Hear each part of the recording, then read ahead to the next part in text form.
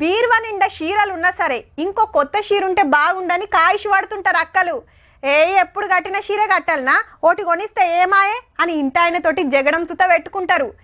ఏ దుకాణంలో కొత్తవి వచ్చినాయి, ఏడేడా రేట్లు ఎట్లున్నాయని చూస్తుంటారు. ఇక ఆఫర్లు డిస్కౌంట్లు అని బోర్డులు పెడితే ఆగుతారా, మాకు మాకు అని ఎగబడతారు.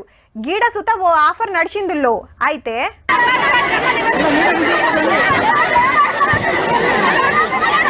ఆఫర్ అట్లుంది మళ్ళా.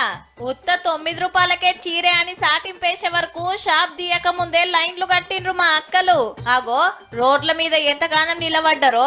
ఇగేముంది, ఈడికెళ్ళి ఆడదాంక మొత్తం ట్రాఫిక్ జాము. ఎర్రటి ఎండల గంటల కమానం నిలబడితే గప్పుడు చాలు చేసిండ్రు. 9 రూపాయలు ఇయ్యాలే, చీర తీసుకోవాలి. రప్ప ఇస్తూనే ఉన్నారు. ఇంకా ఈ చక్కటి చీరలు తీసుకున్నోళ్ళ ఏలుకు ఇంకు రుద్దుడు. ఓటేస్తే కూడా ఇంత ఒత్తుగా రుద్దరేమో. చీర తీసుకున్నోళ్ళు మళ్ళా మళ్ళా రావద్దని గీకమతు. కానీ ముత్తెమన్ని వంచి మాలొడిచిందనంగానే మనోళ్లకు బీపీ పెరిగిందనుకో రాదుండ్రి.